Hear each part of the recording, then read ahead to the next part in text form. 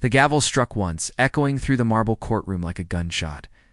The sound silenced every whisper, every shifting seat. On the stand sat 16-year-old Jordan Hayes, hands folded, eyes steady, heart pounding. He'd come to seek justice after being wrongfully accused of theft at a prestigious private school. But across from him, Judge Carlton's smirk told him everything he needed to know. "This court finds no merit in your claim," the judge declared, his tone dripping with disdain. "Perhaps next time you'll think twice before wasting the state's time." The words stung, sharp as barbed wire. Jordan's mother's hand tightened around his, but she stayed quiet. She'd seen that look before, the kind of look that saw color before truth. "Before I tell you what happened next, tell me in the comments where you're watching from. I love knowing who's listening." Jordan rose from his chair, his voice trembling but clear. "Your Honor, with respect, you didn't even hear my side." The judge leaned back, eyes cold.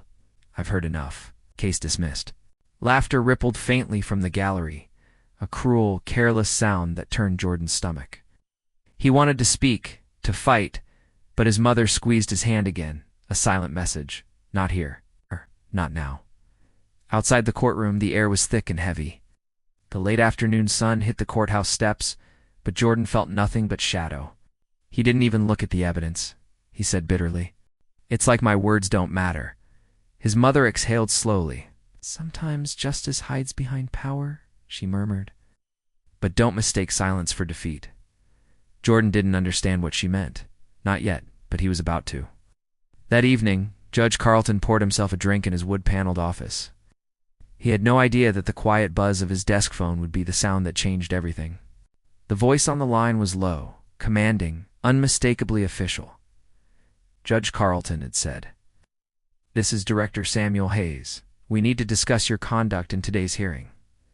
The judge straightened, confused. "Director Hayes? Of what agency?" There was a pause, the kind that carries weight. "The Central Intelligence Agency." A cold wave ran through him. "The CIA." "Yes," the voice replied, calm but razor-sharp. "And you just humiliated my son in open court." The glass slipped from the judge's hand, shattering against the floor. I had no idea." "That's exactly the problem," the voice cut in. "You didn't care who he was, you just cared what he looked like." Meanwhile, Jordan sat at home staring at his untouched dinner. He hadn't noticed his mother stepping out to take a call. She came back. Her face carried a quiet fire, the kind that comes from truth, long overdue. "Your father knows what happened," she said softly. Jordan blinked. "Dad." "But he's overseas. Not anymore." The next morning, the courthouse was unrecognizable. Federal agents lined the hall, earpieces gleaming. Court staff whispered in disbelief as a convoy of black SUVs pulled up. From the center vehicle stepped a tall man in a dark suit, eyes cold, posture controlled, presence unmistakable. Director Samuel Hayes had arrived. He didn't shout. He simply walked into the judge's chambers and closed the door behind him. No one heard what was said, but the tension in the hallway felt like thunder about to break. The door opened again. Judge Carlton emerged, pale and trembling. He looked as if the world had shifted under his feet. Moments later, the court clerk handed Jordan's mother a sealed letter, stamped with the federal insignia. Retrial approved. Case reinstated by higher order. Jordan's eyes widened. How did his mother smile faintly? "Let us just say your father reminded the system who it is supposed to serve." When the new hearing began days later, the tone was entirely different. The evidence security footage showing another student planting the stolen item played clearly before the court. Gasps filled the room.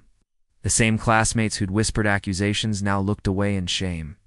Judge Carlton, demoted and replaced by an impartial magistrate, sat silently in the back, his face ashen. Justice once stolen had returned in full measure. As the ruling came down, case ruled in favor of the plaintiff. Jordan Hayes' applause broke out from the audience. Jordan stood tall, but his voice was soft. "Thank you, Your Honor." Outside, reporters swarmed, cameras flashing. One asked, "Jordan, how does it feel to win?" He paused, then said something that silenced the crowd. "It's not about winning, it's about being seen." That night, back at home, his father placed a hand on his shoulder.